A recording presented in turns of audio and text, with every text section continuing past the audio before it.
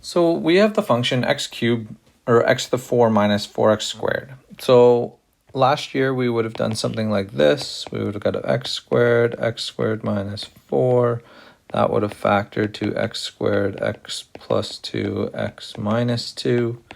And we would have said x equals 0 or x equals plus or minus 2. And that's showing me the zeros of this graph. So if I were to graph it, we would put it something like that. We'd have a 0 at 2 and something like this. Okay, now this year, what we want to do is we want to find the local maximum and minimum. So we've got something, this graph, because it's positive, its end patterns are going to be up like this. I can tell that the graph's going to do something like that because it's degree 4. We want to find for sure that these are minimums and this is a maximum. And there's a way to do it. So if you didn't have that, what you're going to do is you're going to find the derivative. So we're going to get 4x cubed minus 8x, and then we're going to set that equal to 0. We would have 0 equals 12x squared minus 8. Oh, that's the next derivative. Whoops. We're going to have 4x, and then x squared minus 2. And then that's going to tell me that x is equal to 0 or x equals plus or minus root 2. Now, if I plug these numbers, 0, back into the original equation, it's going to tell me that there's a critical point at 0, 0. So I know this is 0, 0. If I plugged in negative root 2, I'm going to get negative root 2, and that's going to be negative 4, because if I'm plugging it back into the original equation. Okay, same thing here. If I got root 2, that's going to be negative 4. Okay, so the graph's going to look like that. But again, we want to be sure that those are local maximum or local minimums. So what we're going to do is we're going to take the second derivative. Now we need to check with the second derivative, which is going to be 12x squared minus 8. We need to check any value that's equal to, that makes the first derivative equal to 0.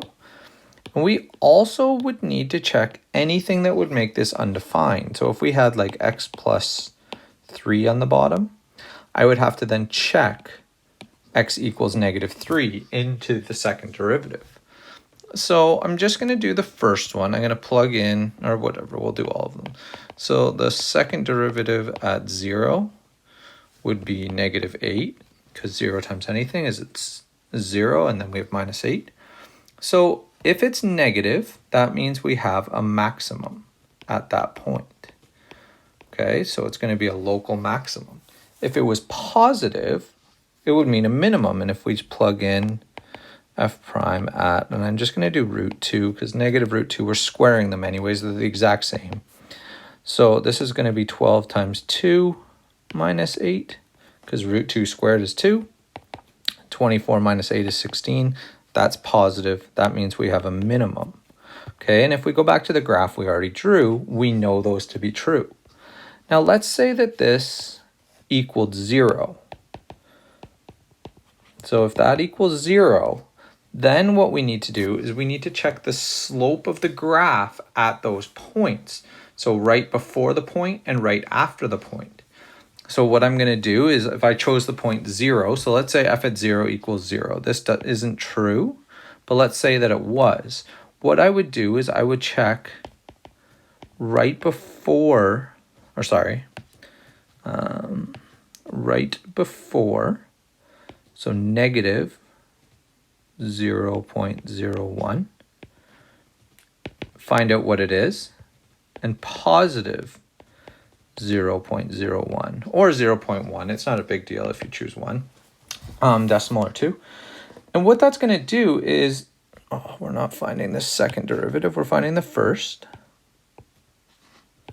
So if the second derivative, sorry, that one was right, is equal to 0, we check the first to find the slopes. So if this one was a positive slope and this was a positive slope, what that would mean is that we have a point of inflection like this. Okay, if it was so negative and then positive. So if it was like this, whoops, too many brackets. If it was positive and then negative, what that would mean is that we're going positive, and then at our point, we're coming down and going negative, so it's going to be a maximum. Okay, if, again, I'm going to do the last one, just show you the example. If it was like this, and it was negative and then positive, well, that would mean we're coming negative and then we're going back positive, so it's going to be a minimum. Okay. Now, there are numerous different ways to kind of look at that and see how we're looking at it. Those are the main things that we're going to cover. Okay, the first derivative is going to tell me the slope of the graph at each point. The second derivative is going to tell me whether it's a maximum or minimum. And it's kind of backwards if you're thinking about the second derivative. If it's negative, it's a maximum. If it's positive, it's a minimum. Okay, I hope that helps out a little bit.